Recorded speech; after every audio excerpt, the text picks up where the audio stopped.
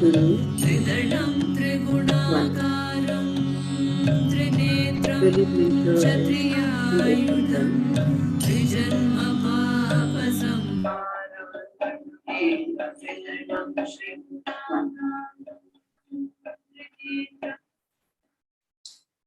Today, the final chapter of Power of Now. And this is the most important chapter that we all need to learn, practice, and master. And we are very happy that Neeta is going to take this chapter today. And let's go ahead, Neeta. Thank you, Madhuri garu. Thank you all masters joining the today's book club Power of Now. You can all hear me well. Yes, yes. So today we'll go over this last chapter, and this is the first time I'm doing my book club as well. So please feel free to interrupt or correct me if there is any more clarity required or anywhere we need to discuss a little bit more. I'm going to play the audio, pause at certain intervals, and then I will go over my understanding, and then we can discuss if there are any questions or we want to share any examples.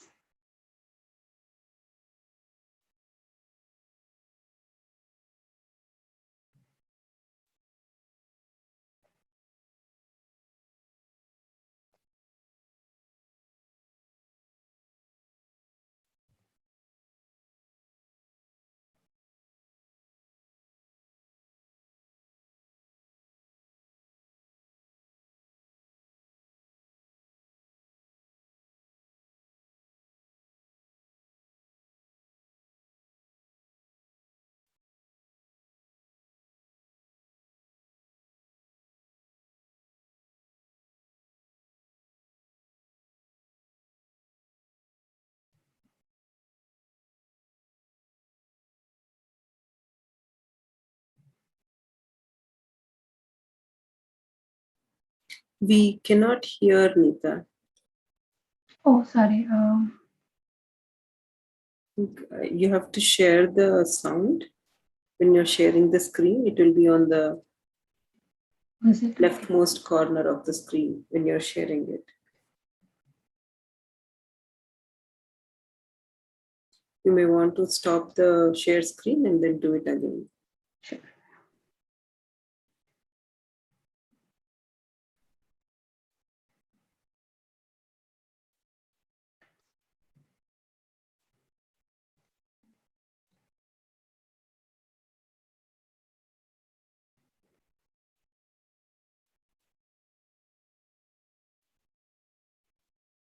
I lost this.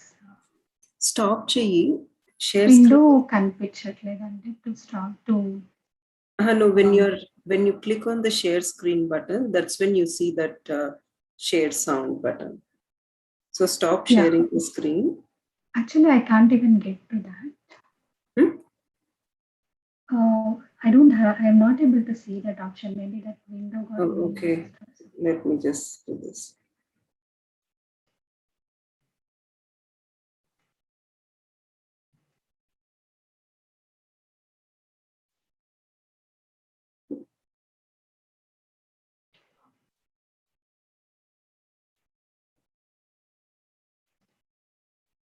Okay, now you can do it. One more try. Share screen click చేసినప్పుడు corner on the leftmost corner of the screen. So there is share screen and then there is share sound and ఉంటుంది checkbox. There will be checkbox on the leftmost corner of the screen.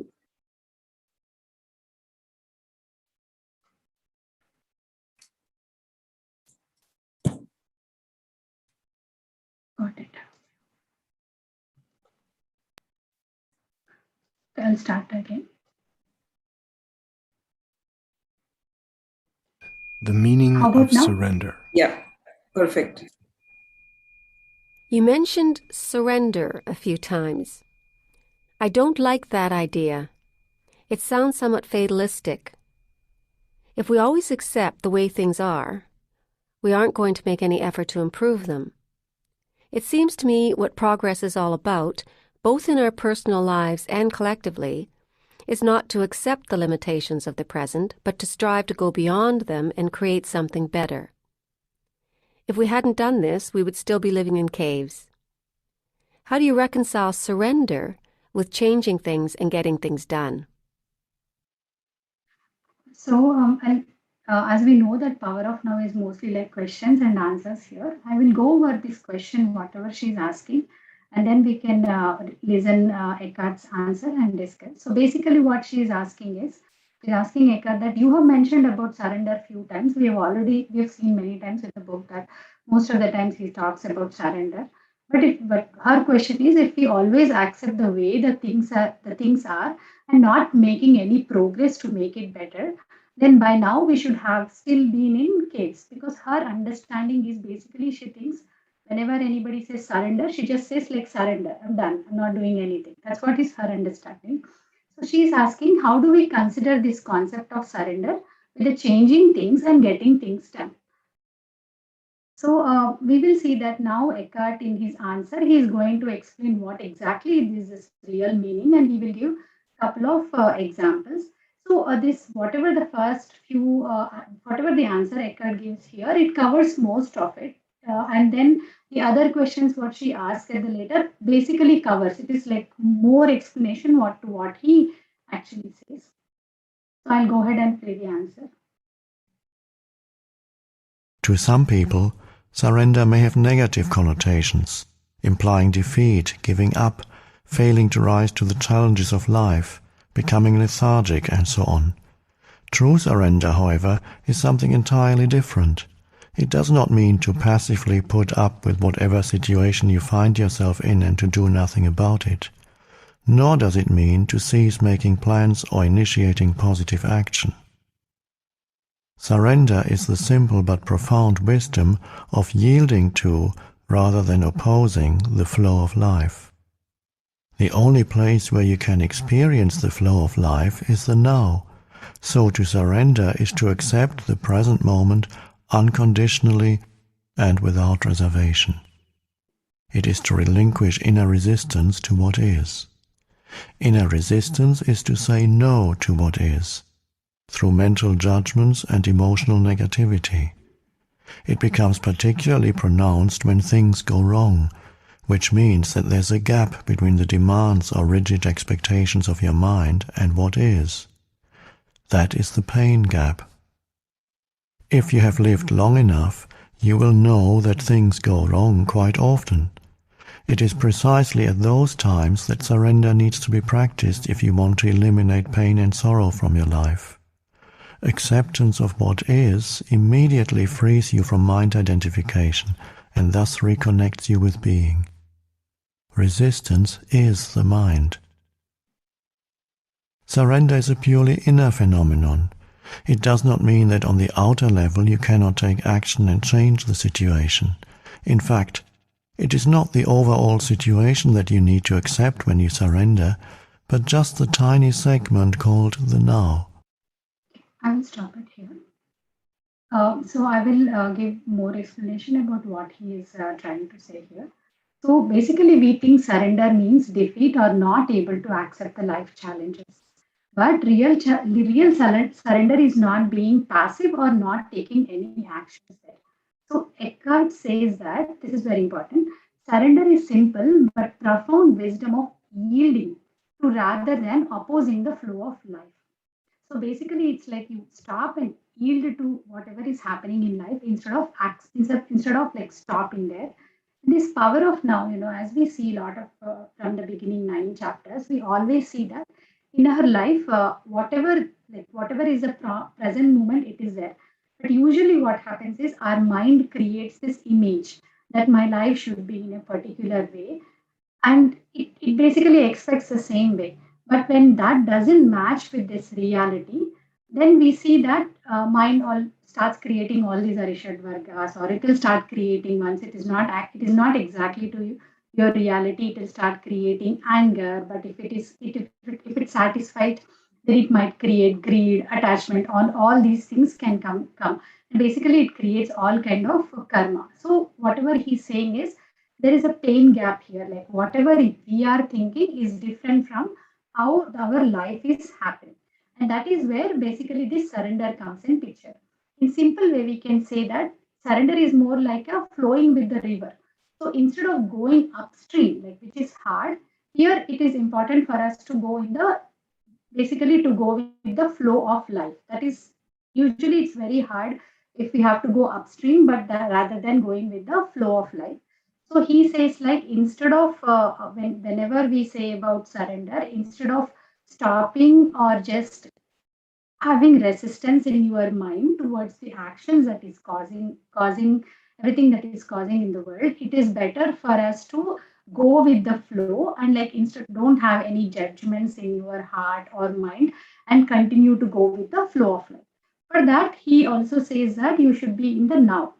That means like if a reality is happening, a situation is happening in our life, and instead of focusing on the now, if we are in the past, that is like we are in the hurt or regret or some kind of guilt, or we are in the future, that is some kind of anxiety or fear, that means you are not there in the now. That means you are resisting that surrender piece, or you are resisting the now that is happening, and thereby creating the thereby not surrendering to the life events.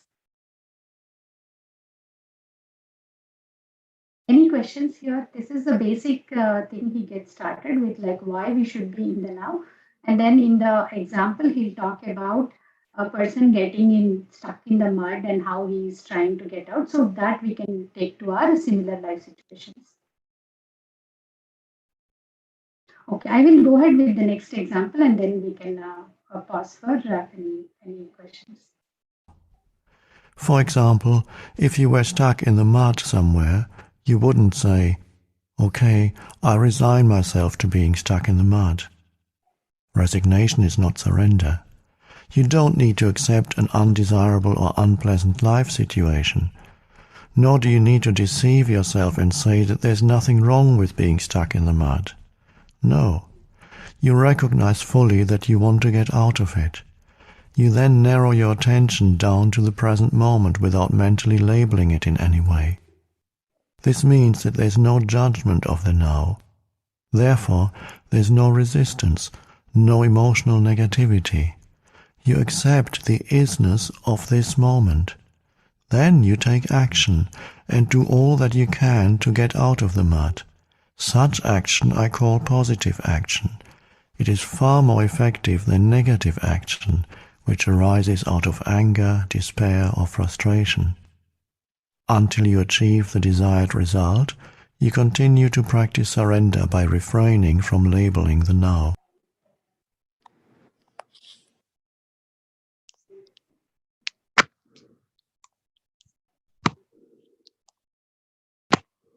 Okay, so I'll go over this one.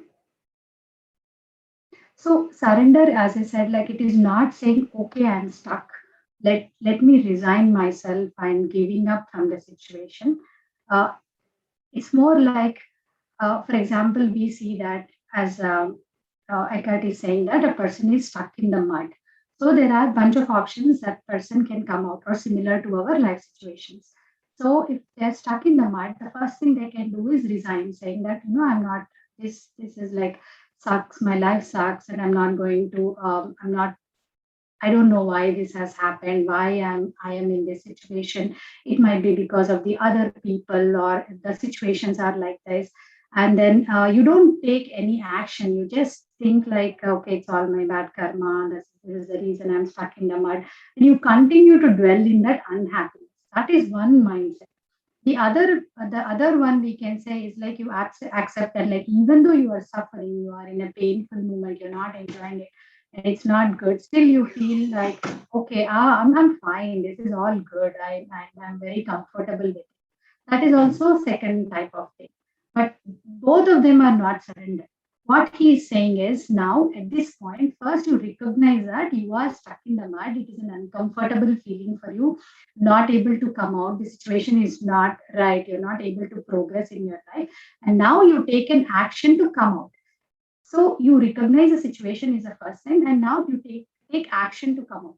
But what kind of action and how do we take that? So instead of judging and labeling, anybody, you accept the situation and think, okay, like now I am here in this situation. What do I do now? And then take action. So he says that this kind of mindset or this kind of moving forward also creates a positive energy in us, because you are all thinking about the solution and how you can come out of it, which creates positive action, and the energy with which a person acts in the state of surrender is better than asking these questions like why me and unable to move on. So in nutshell, he's saying that first accept that the problem exists and work with the positive energy towards that. So yeah, that's the basic thing which is he clarifies the person, saying that this is not, because initially she was asking that, okay, surrender means I'm not doing anything, but he says that that is not exactly surrender. You're basically surrendering your feelings here about others, or like you're mentally stable in order to deal with your situation. And now Eckert also talks about a visual analogy to illustrate that. Any questions, or do you want to add to this? Neeta, I just wanted to make a comment. From what I'm understanding, then, is like surrender for me, from his example and how he explained, it seems not like surrender to the situation, but surrender to the moment. Like he wants, just again, the power of now, right? So he wants you to surrender whatever is happening. Like you said, accept it. Otherwise, there's nothing you can do about it. So surrender to that moment and be in it. Is that more like what it is? Yeah, so basically he's asking us, the solution which he's giving is be in the now instead of thinking past or future. Be in the now, and that is a solution, and that is the way you can practice surrender. That's my understanding, actually. Yeah, I know. I think surrender is most commonly used in a different sense. Like a situation example, if a tiger is attacking you, not that you should surrender and let it eat you. The idea is you should make an effort to run away or make an effort to climb a tree or something that you can protect yourself. But then you should have appropriate knowledge before you can think of alternatives. Like example, your car fails in a full of traffic situation, you should have enough knowledge that you cannot just block, you should be able to pull it to the side of the road. And also you should have enough knowledge and information like calling for some help or a member of a AAA. So I think knowledge precedes this question of surrendering, that which comes only by presence of mind at that time for the particular person involved, rather than feeling that, hey, I'm stuck here, what can I do? I miss my office or I miss my appointment at the doctor or something like that. So the whole thing is basically Gita, as Sri Krishna says to Arjuna, hey, do your duty and surrender yourself to whatever outcomes that come. You are not above everything. The outcomes are not judgeable or foreseeable.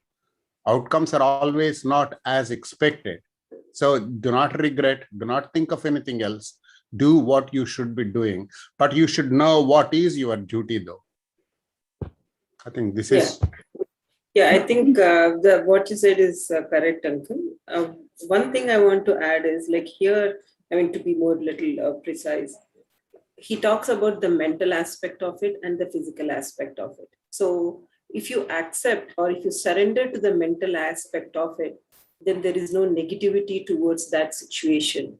And then you can emotionally be calm. And then physically, what Uncle said, like, and physically you can face the challenge of what is coming to you in a peaceful way. I think that is what he's insisting on. And one thing that I really liked is about the mind, right? Mind and resistance. So mind always resists. So if something that we resist, that means that mind is working, not the your being. That's what I wanted to add. That's right, Madhya. As we go further, he'll talk about how the negative energy which we have, which is caused by non-resistance, affects our body also. So he's basically asking us to move forward with a positive energy and be in the now. I would like to. Go ahead. Yeah. So what I assume, I mean, like what I understand from this is that, like, from my personal this thing. So once we, like, if we don't surrender, so we keep on thinking. So what is happening is we are putting the whole of our energy into that particular aspect or those thoughts or that situation, and we're just stuck over there. So our whole energy is stuck over there, and what happens is that we have to move forward for sure, but since we are stuck here, our energy cannot flow freely to the direction where we are supposed to. So once we accept, then eventually once we accept, there's a free flowing of energy to the direction where it is supposed to go. So that way, acceptance or surrendering helps us to, the free flowing of energy to the task which we are supposed to do, be it the tiger case, be it any case, even like, for example, our book club case. So we just keep thinking in our mind, oh, we have to take the book club, oh, we have to do this, we have to do this. So we are just thinking, we're stuck there. Once we accept, okay, yes, we have to, and then Let's take the action. and then that thing comes out, okay, now we have to prepare this. So the energy starts going towards the other direction. So this is my thinking. It can be in a kind of a negative, not exactly negative, challenging situation. Basically, it can be a negative or neutral, but anything which, where we get stuck is like where it needs surrendering. So basically, it's that. Yeah. Good example, Archana. But I think, like Ramakrishna Garu just said, I think we all have a very different understanding of surrender, and we need to be cautious of that, not to bring that. We should be open and listen to his explanation of surrender, right? I think we are so used to the negative connotation of it or something else like that. That's what I said. It cannot be sometimes be neutral also. Sometimes it can be just a neutral situation also, not always a negative situation. Yes. Yeah. It's just our definition of surrender is very different from what. Oh, yes. True that. I still have this question whenever they say surrender to God. That also I always have question, what exactly is God here? What are we surrendering there? Probably we can take it up as we go into the chapter. So I also have personal experience. I will talk about it, like how, like what surrender meant and what I have learned, similar to what Archana was saying. So we'll go over next few minutes, and then we can pause for one more. Let me give you a visual analogy to illustrate the point I'm making. You are walking along a path at night, surrounded by a thick fog. But you have a powerful flashlight that cuts through the fog and creates a narrow, clear space in front of you. The fog is your life situation, which includes past and future. The flashlight is your conscious presence. The clear space is the now. So here, I want to talk about this analogy which he gave. So he's saying, like, if you're walking in the night and then there is a thick fog. So think that these problems in our life are like this thick fog, and you have a flashlight.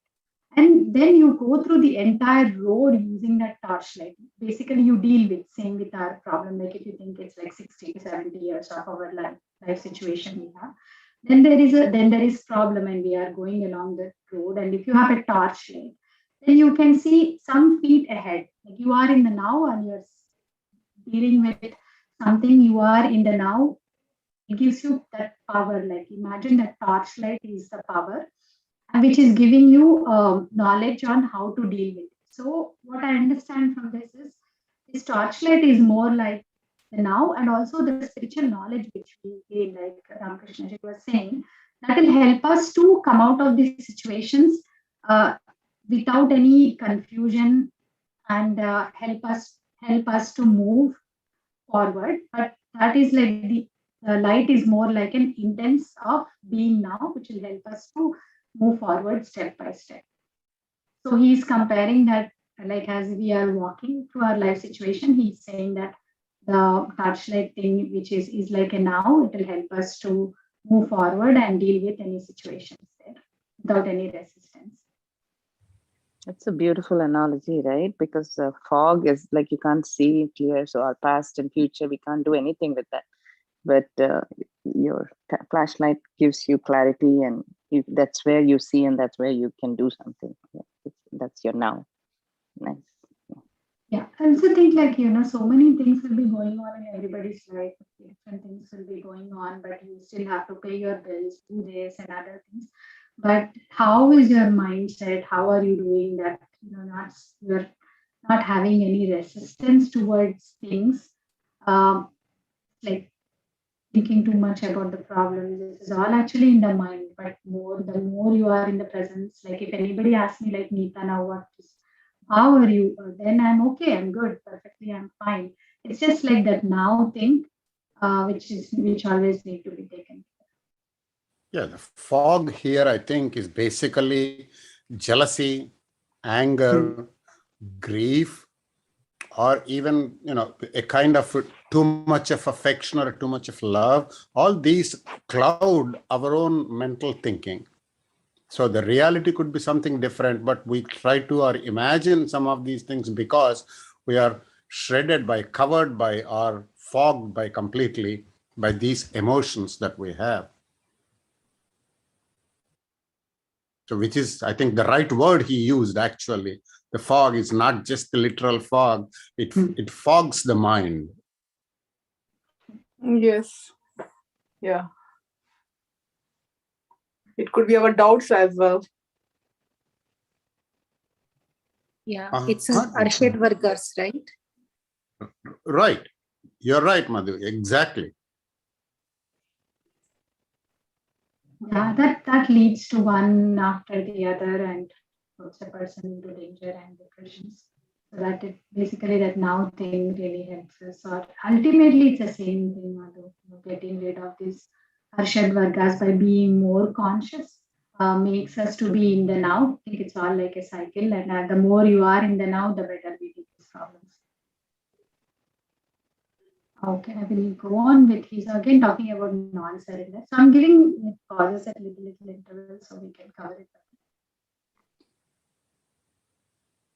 Non-surrender hardens your psychological form, the shell of the ego, and so creates a strong sense of separateness. The world around you and people in particular come to be perceived as threatening.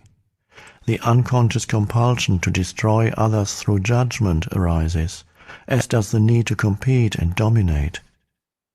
Even nature becomes your enemy, and your perceptions and interpretations are governed by fear. The mental disease that we call paranoia is only a slightly more acute form of this normal but dysfunctional state of consciousness. Not only your psychological form, but also your physical form, your body, becomes hard and rigid through resistance. Tension arises in different parts of the body, and the body as a whole contracts. The free flow of life energy through the body, which is essential for its healthy functioning, is greatly restricted. Body work and certain forms of physical therapy can be helpful in restoring this flow, but unless you practice surrender in your everyday life, those things can only give temporary symptom relief, since the cause, the resistance pattern, has not been dissolved. There is something within you that remains unaffected by the transient circumstances that make up your life situation, and only through surrender do you have access to it. It is your life, your very being, which exists eternally in the timeless realm of the present. Finding this life is the one thing that is needed that Jesus talked about. So I will go over this. Upon non-surrender, what happens is you're not resisting anymore. Then we make our ego, the more we are resisting, we make our ego shell stronger. And we start feeling the world around us is threatening. The more resistance we are, we always start to think that, the other people are competitive or threatening and always in that kind of race. That's one psychological form. But again, there is also the problem of non-resistances. You will also see issues in your physical form. The more resistance you are, your body is in the tension, and then the free form of energy, which is required for the healthy body, is also restricted. So the most important here is the prana shakti, which is there in us, is blocked. And again, Eckhart says that we can go for physiotherapy and all these kind of things, but that is only a temporary solution. The best solution is once to surrender instead of restricting or resisting the flow of actions. So basically, we also see all these techniques of Reiki, Pranayama, etc. They ensure the basically the free form of energy, but everybody has to realize that mental forms or some inner work need to be done to get into that state of surrender. So,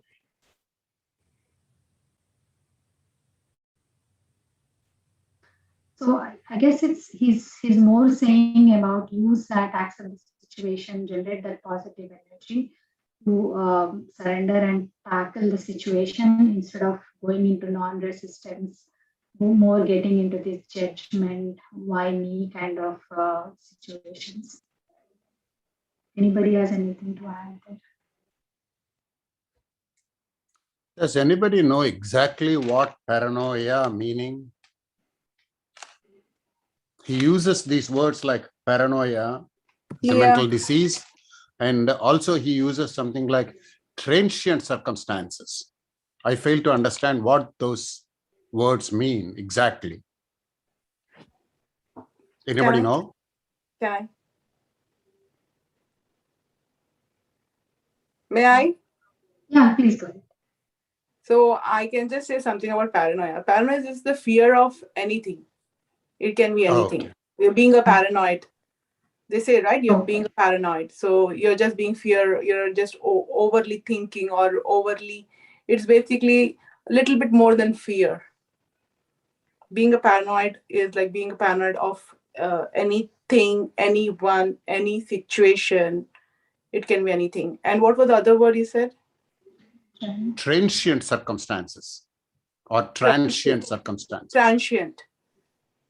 Transient in the sense, like, I think whatever the present situation or circumstances it is, and most of the time it is towards the challenging side, transient, or it is TRANCTIENT, right? So then that's the meaning.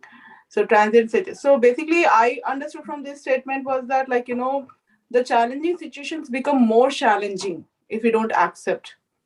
If we become paranoid of a situation, it becomes, whatever the situation, it becomes more challenging. And I guess most of us would have gone through, like, for me, a very, very, very simple but very personal, this one was we had a fire accident back in 2017. Literally my whole house got burnt down. Very challenging situation. And I was not able to accept. I was not able to move forward because there were so many things to be done on every level, on each and every level, but I was not able to. It was a challenging situation and I got so fearful. Why? Like how they're saying, right? Like how the author's telling, we just go into the questions. Why me? How? All that. When we go into deep that, the challenging situation become even more challenging, and just not for us, for the people around us too. And we cannot go forward. Once we start accepting, or once we accept, okay, this has happened, and we surrender.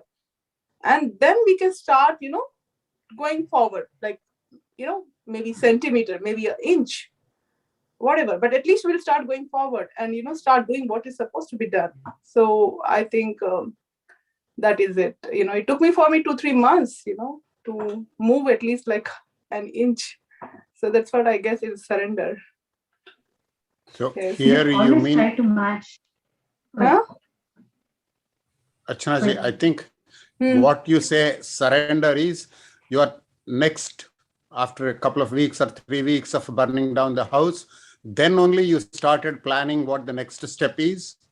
Is that is what surrender is, right? No, not the next step. I couldn't even accept the fact that it has happened.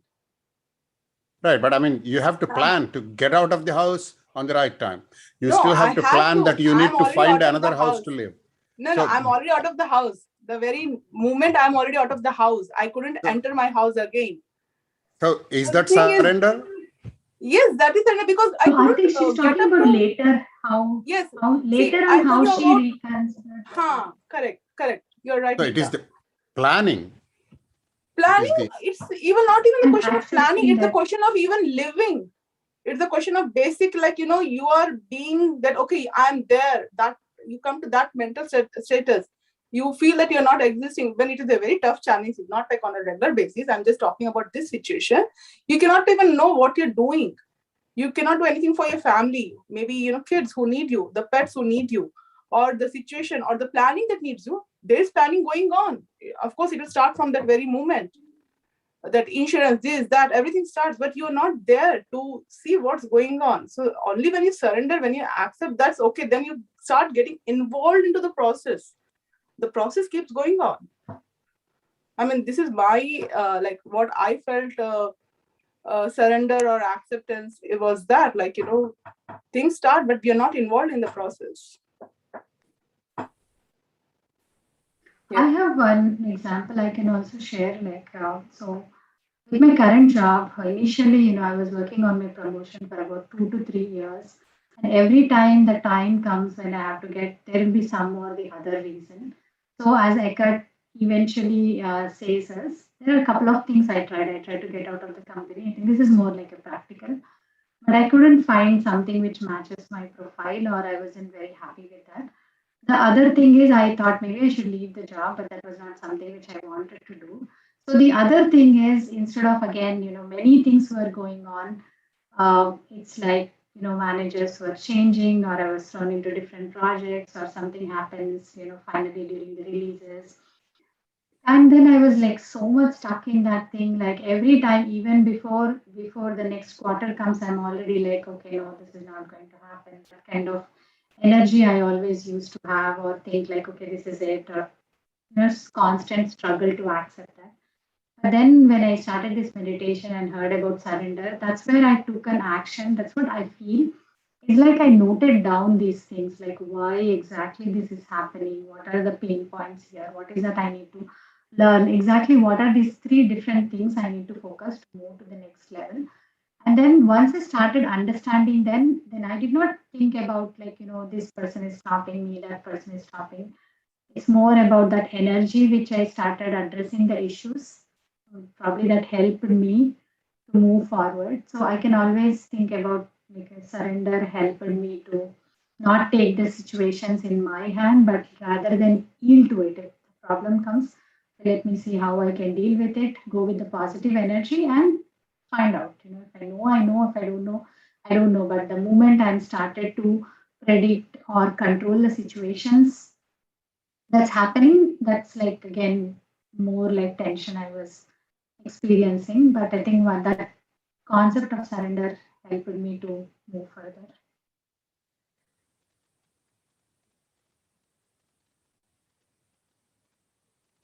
So we will go ahead with the next.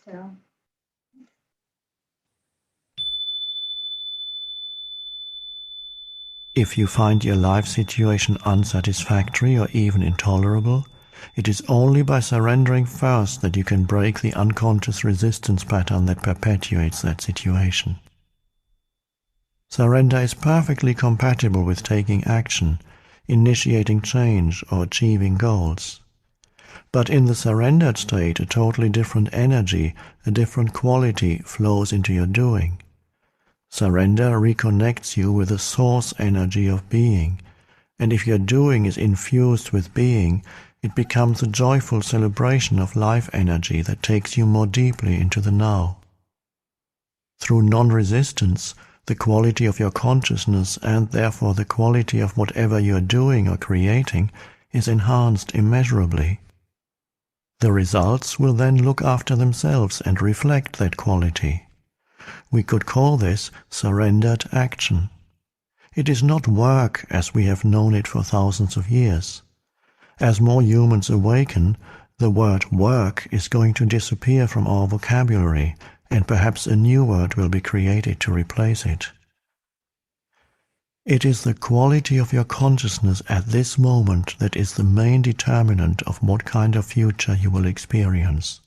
So to surrender is the most important thing you can do to bring about positive change. Any action you take is secondary. No truly positive action can arise out of an unsurrendered state of consciousness.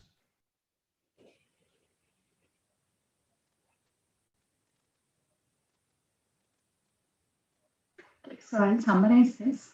But he's saying that if we keep on asking why me kind of thing, you can never get out of that. The moment you are more in the now and do the inner work, the better it is. So it's important to break that shell of ego, that resistance that's in you. Then only one can surrender. So he's also stressing on the point of now. Future of any person is determined by the quality of the consciousness a person has at that point. So most of the time we get into this, like even if we see material life or we see some of the people who are with high portfolios are also unhappy. But I think he says like if the inner work need to be done, it leads to be more happiness in life because that is what at the end of your complete life, right? It's just not about having this material position, but getting into that inner work need to be done. So he's asking about like being more consciousness that we can get that happiness or accept that surrender.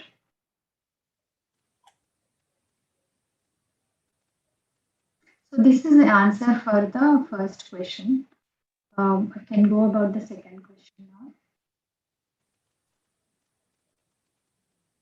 I can see that if I'm in a situation that is unpleasant or unsatisfactory and I completely accept the moment as it is, there will be no suffering or unhappiness. I will have risen above it. But I still can't quite see where the energy or motivation for taking action and bringing about change would come from if there isn't a certain amount of dissatisfaction. In the state of surrender, you see very clearly what needs to be done, and you take action, doing one thing at a time and focusing on one thing at a time. Learn from nature, see how everything gets accomplished and how the miracle of life unfolds without dissatisfaction or unhappiness. That's why Jesus said, "Look at the lilies, how they grow. They neither toil nor spin." If your overall situation is unsatisfactory or unpleasant, separate out this instant and surrender to what is. That's the flashlight cutting through the fog. Your state of consciousness then ceases to be controlled by external conditions. You are no longer coming from reaction and resistance. Then look at the specifics of the situation. Ask yourself, is there anything I can do to change the situation, improve it, or remove myself from it? If so, you take appropriate action. Focus not on the 100 things that you will or may have to do at some future time, but on the one thing that you can do now. This doesn't mean that you should not do any planning. It may well be that planning is the one thing that you can do now. But make sure that you don't start to run mental movies, project yourself into the future and so lose the now. Any action you take may not bear fruit immediately. Until it does, do not resist what is. If there's no action you can take, and you cannot remove yourself from the situation, then use the situation to make you go more deeply into surrender, more deeply into the now, more deeply into being. Okay, so here again, the question she's asking is when I surrender and I want to change something, where do I get the energy from? So again, Eckhart gives a couple of answers here. He talks about the three things which I think in future, in previous chapters also he mentioned what all we need to do. He says that when you are working with the state of surrender, then you are more clear on what to do. Basically, when we are in the mind, there is always this guilt, anger, and the decisions are not clear. There is no clarity on what to do, and is suggesting us to focus on one thing at a time. So first, he says, first come into the surrender situation, like how we're talking about Ramakrishna Ji mentioning about the car breakdown thing, right? So it's like come into that situation, and you have three choices: not going into mind and creating any additional karmas there. Just even in general, whenever something happens which is beyond our reality, we get into that mind state and start blaming others or judging or getting into all that concept. Instead of that, leave, surrender that inner feelings that are happening there. And three options is what he says. First is see if you can try to come out of the situation. Second one is change the situation. Both of them are not happening. At this moment, totally accept, which is surrender, and at this and operate with that positive energy. So he's saying the same thing again. Unless anybody has any questions here, it is pretty clear.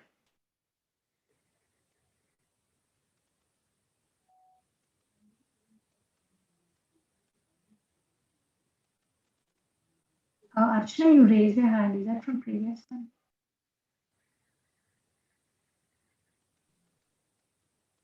Okay, I will go on. When you enter this timeless dimension of the present, change often comes about in strange ways without the need for a great deal of doing on your part. Life becomes helpful and cooperative.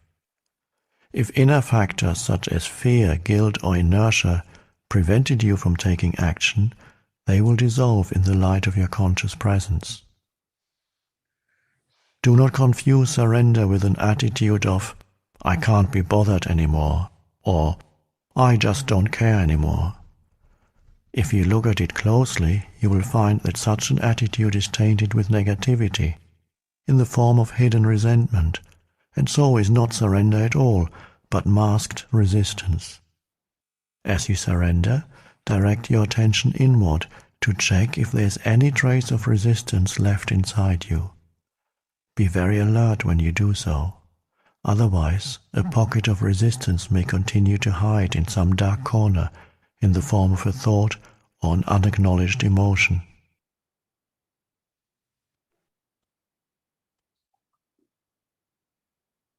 So he's saying about, like, imagine there is a situation that two people are fighting for something, and then suddenly you feel like, oh, okay, I give up, or I'm not dealing with this anymore.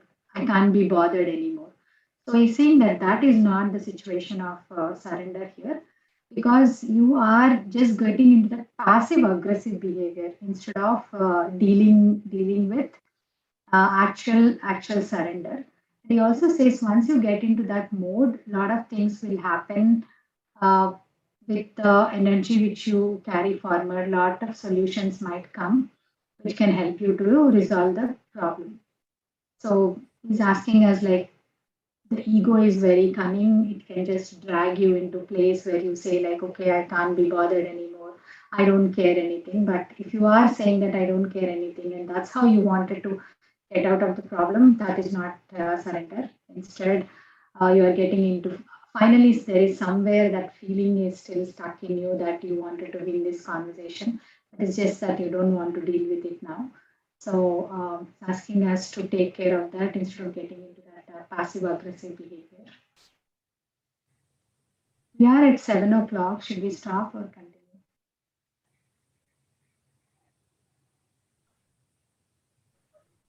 I think we can go a little, few more minutes. Anyway, we had discussion in the beginning, Kada.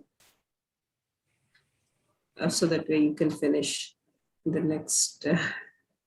Options. Yeah.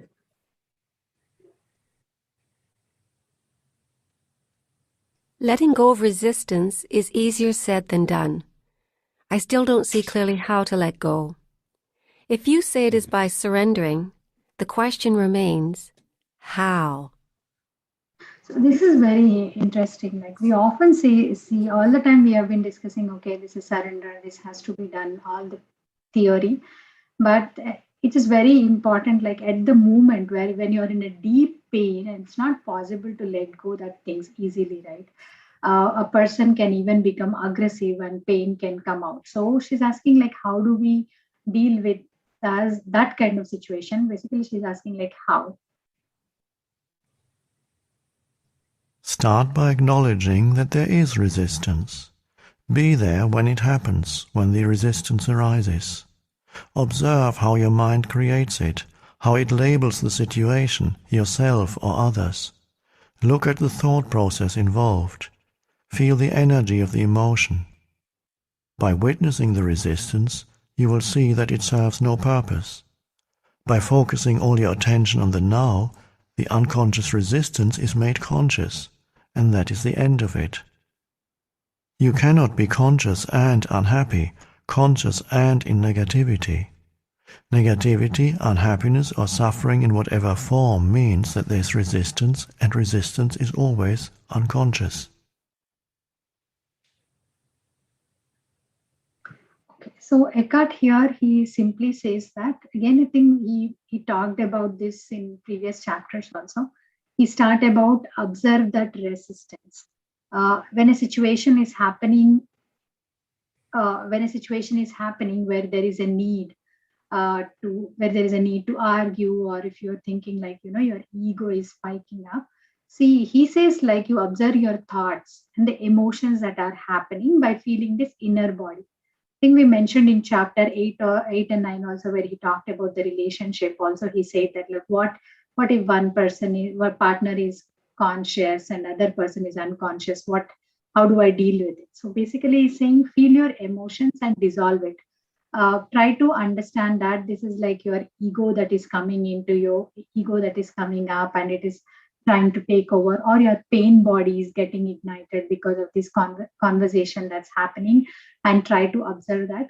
In the previous chapters, he also mentioned about like doing this body scan exercise, body scan meditations, or yoga nidras. Try to start feeling your hands and legs on. Also try to stay in the power of now. Like now, either you can start observing your breath, start rest, like stop that or let go that urge to argue at that point, or basically get into that situation and see, okay, what can I do at this point instead of continuing the thing. So that's my understanding. If anybody has anything more to add. Surely I can be conscious of my unhappy.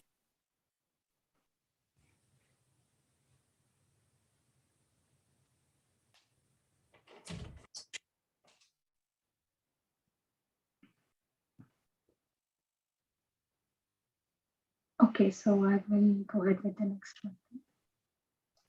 Feelings. Would you choose unhappiness?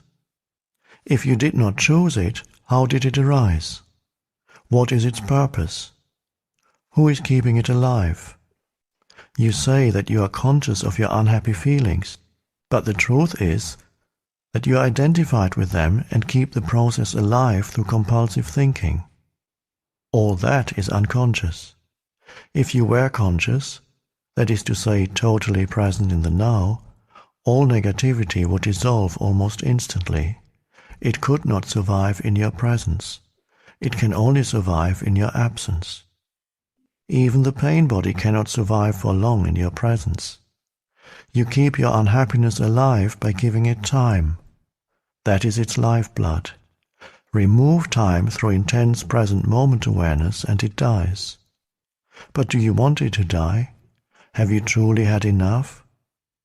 Who would you be without it? Until you practice surrender, the spiritual dimension is something you read about, talk about, get excited about, write books about, think about, believe in, or don't, as the case may be. It makes no difference. Not until you surrender does it become a living reality in your life. When you do, the energy that you emanate and which then runs your life is of a much higher vibrational frequency than the mind energy that still runs our world. The energy that created the existing social, political and economic structures of our civilization, and which also continuously perpetuates itself through our educational systems and the media. Through surrender, spiritual energy comes into this world. It creates no suffering for yourself, for other humans, or any other life form on the planet. Unlike mind energy, it does not pollute the earth, and it is not subject to the law of polarities, which dictates that nothing can exist without its opposite, that there can be no good without bad. Those who run on mind energy, which is still the vast majority of the Earth's population, remain unaware of the existence of spiritual energy. It belongs to a different order of reality, and will create a different world when a sufficient number of humans enter the surrendered state and so become totally free of negativity. If the earth is to survive, this will be the energy of those who inhabit it. Jesus referred to this energy when he made his famous prophetic statement in the Sermon on the Mount. Blessed are the gentle, they shall have the earth for their possession. It is a silent but intense presence that dissolves the unconscious patterns of the mind. They may still remain active for a while, but they won't run your life anymore. The external conditions that were being resisted also tend to shift or dissolve quickly through surrender. It is a powerful transformer of situations and people. If conditions do not shift immediately, your acceptance of the now enables you to rise above them. Either way, you are free.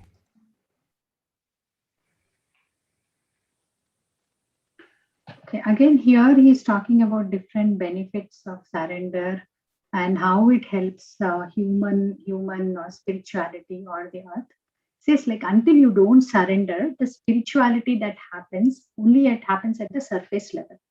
The only thing is to check like if you are like how do I know if I'm progressing spiritually? Says like you will check only you the more peace you are experiencing, that is the best way to know that you are progressing spiritually. On surface level, we will see that many things will be happening, but it's like the inner level, how still you are.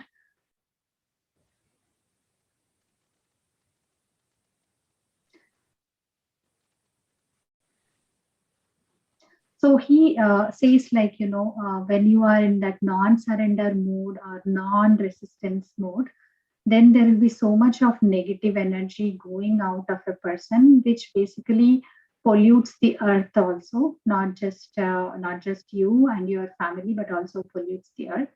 So he also says like, go get into the surrender mode. You have this positive energy, and again, like we all know, once you are in that positive energy, the concept of like attracts like also comes. You are at a higher frequency level, and you start attracting the things which will progress anybody in their life. And a lot of times, as things will start happening when you really get into that kind of silence. Here, I think people who understand Telugu, Dikkuleni vadiki Devude Dikku, probably is the same meaning that he is trying to interpret in so many different terms and so many different words and definitions, though. Because he uses one sentence, only one place where he says, being helps. Being meaning God. Again, they refuse to use the word God because it has got connotations and groupings and religions. So, but being, commonly understood that we know as God, being comes into existence and being flows through you. So God is in you. So I think it is appropriate to say that, yes, when everything fails, you have nothing else except to surrender to the God. Sarva dharme parityajnasya, or something like that in Gita. He says, Mamekam sharanam vraja. Mamekam sharanam. Yeah, I'm the only one who can save you. Save you. Hold on to my Charama feet. slokam, that's what they call. That is right. The end slokam. It is also end of the life. I have nothing else that I can really lose or gain. So that's where I think simple sentences, yes. Dikkuleni vadik Devude Dikku, I think that explains most of it. Ramakrishna Garu, I think I agree with what you're saying, but I would just change it a little bit of not going to the extreme part and saying Dikkulena. He's always this thing, right? Whether it is good or bad or not. That is where surrender comes. We don't have to wait till we lose everything to surrender. From that statement, it seems a little bit, people do surrender at that point of time. I mean, that is a good option. But I think we have to step a little bit before also, even when things are, because there's nothing in our control, basically. I was just looking at this again. I have this surrender book by Michael A. Singer. I just want to bring a little bit of perspective, which is similar to what he's saying. So Michael A. Singer, he has said that for him, the surrender is to let go of his personal preferences and simply let life call the shots. So that's the flow of life. That's what you're like, God is running it. If you believe in that, that is fine too. But he says, you are born, you're dead, but life has been going on from number of years, and it's been, whether you're there or not doesn't make any difference. So you just play your part and just accept and be in sync with that flow. Then you will start seeing the magic of life, because then you're in sync and everything flows as it's supposed to flow. So that's my two. I was trying to bring in the surrender experiment into this. I can also think about this Gajendra Moksham, right? In the beginning, when the elephant gets into the water, it does try to get out on its own for very long time. It cannot do 10,000 anything. years. Finally, it remembers, like, all at this point I have got is I'm done, and now I'm into you. And it stops resisting, blaming, or thinking that, that ego thing which the elephant has, it breaks, and that's when completely surrenders, and Vishnumurti appears and protects him. Very true. Very well said. I think there are two poems written by Potana where he really brings up this concept of a power that exists, and when you actually do your duty, you fight, don't stop your effort. But then when finally everything is over, there you pray him, call him, ask him to come to you, him or her, again, let's not debate on that. The power comes to your rescue. And the description is, he's not talking about Vishnu, he's not talking about Ishvara or anything. Evaniche jagam evani endu undu. The whole world is in him. Correct. So ultimately, I can always relate it to that ego thing which is getting attached. The moment you break that ego, be that being, then only you get into that state of surrender. I think ultimately it is all coming to that ego thing, which need to be true. And ego is to do with mind, right? It's a psychological as long as thing. you are in the mind thing, like guilt, mind anger, is telling us no, comparison, things have to be like this, things have to be like that. Yeah, so you're running by mind, not by reality. So that's the difference. అది ఏదో poem ఉంది కదండి, నువ్వు తప్ప ఇహం పరం బెరుగను అని, అది గజేంద్ర మోక్షంలోనే ఏమో కదా సార్? నాకు అంత జ్ఞాపకం లేదమ్మా. అదే మీరు ఇంతకుముందు దాంట్లోనే కరెక్ట్ ఎవ్వనిచే జనించు జగమెవ్వనుండు లోపల లీనమయ్యుండు ఎందుడిందు పరమేశ్వరుడెవ్వడు, మరి కారణం ఎవ్వడు, మూల కారణం ఎవ్వడు, చీకట్ల పెంజీకటి వెనుక ఏకాకృతి వెలుగుచుండు వాని ఆత్మభవు స్తుతింతున్నని. So he is talking about total philosophy. Yeah. And what about the thing when Krishna, when Draupadi, Savitri. Saris appudu Krishna. That's right. That's also an example where unless called, he would not come. Unless you surrender, he will not act upon it. Yeah. But it is still a belief, Sela, I think. It is, we don't know really what happens there, whether we have enough ability to create our own. Because at one point of time, we can always think about it. Hey, we can get to that stage in desperate moments where we convert energy into matter. Maybe, intense effort would be able to give some power. I don't know whether any of us can get to that level, but probably there is enough power in us that we can manifest things like Joe Dispenza says, if you have it in mind, you have it in hand. So maybe, I don't know, I'm not ready to accept either this or that, but it happens. That's all that we think about. Yeah, I want to share one of my experience. Everyone is in Telugu. I want to explain in Telugu because I cannot explain. Not Archana is left, but I don't know about. Yeah, no, but no one is there. I think I just Vindhya. I think she Vindhya knows understands Telugu. Telugu. Yeah, Vindhya knows Yeah, Telugu. Vindhya Everyone knows knows Telugu. Telugu Okay. here. Guest, I don't know who is the guest. Okay. మా బాబు మీకు ఒకసారి చెప్పినాను లేదు, అవునండి. Last year motor bike కొనుక్కున్నాడు. Right చాలా right. Fast గా వెళ్ళేవాడు. He use to go very fast అనమాట. ఒక్కొక్కసారి 2-3 అవర్స్ వచ్చేవాడు కాదు. నాకు టెక్స్ట్ చేయాలనిపించేది కాదు, అట్లనే అయ్యేది. కానీ then afterwards I surrender to Baba and I said you will, because 2 hours 3 hours వాడు వచ్చే వరకు నేను అసలు వర్క్ పైన ఏది కాన్సన్ట్రేట్ చేయలేకపోయేదాన్ని. It went on like that for 1 or 2 months and afterwards I completely surrendered to Baba and I said you are going to drive. వాడు drive చేసేటప్పుడు నాకు ఏమనిపించేది అంటే, in Atlanta I have heard many times that many accidents అయినాయని, ఒక Indian అతను American అతన్ని accident చేస్తే ఇండియన్ అతను జైల్లో ఉన్నారని, all these things I heard recently. So నేను వాడికనే కాదు ఎవరికి కూడా హాని కలగకూడదు అని I use to pray and afterwards I surrendered and I told Baba that you will drive, then I will be at safe. He is not driving, you are driving the bike, I thought.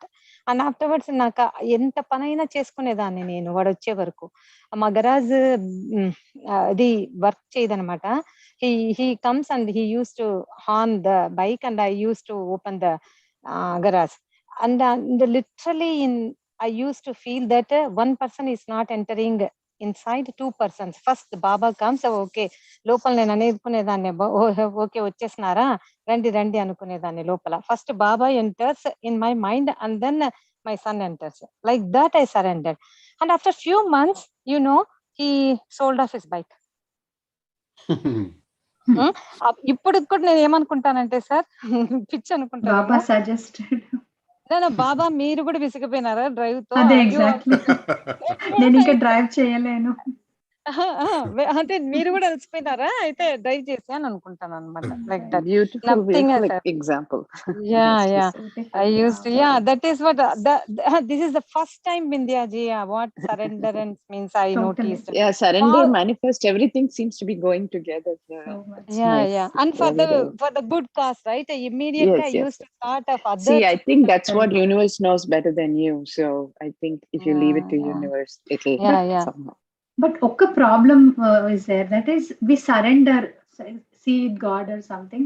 But again, we poke into it when things are not happening as we want. Then we say that, oh, I surrendered and I'm not even thinking whatever comes into my life is because See, of that's God's what grace. the problem And then we poke is, into right? it with our mind and yeah, go ahead. Because we are And we spoil it. wanting what we are associating everything that's happening as good for us, and we are saying we want that, and if it doesn't happen, we are trying to change it. So if you don't associate like that I can change or some things will happen for my good, and if you ask that surrender comes in, you will even accept what is happening bad as something to learn for you or something, right? And then there is no good or bad anymore. One more thing we have to understand is that whatever is coming, because of all these karmas are inside us. So they pop up, they come because they have to balance, right? But again, we with our mind, we are pushing it, resistance, saying like, I don't want to deal with it. Then you are also putting everything in back burner again. One time again, it has to come, right? So instead of that, probably think that it is God, whatever is coming to us. There's some learning, there is something which will make me stronger to move ahead. But instead of that, we most of the time resist it. Okay, it's 7:20, so can we stop? Yes, 7:30, I think we have another meeting, right? Okay, so I think we have another a couple of more questions, but he said the same thing in different forms. Probably we can take it up next, and I'll try to come up with more examples.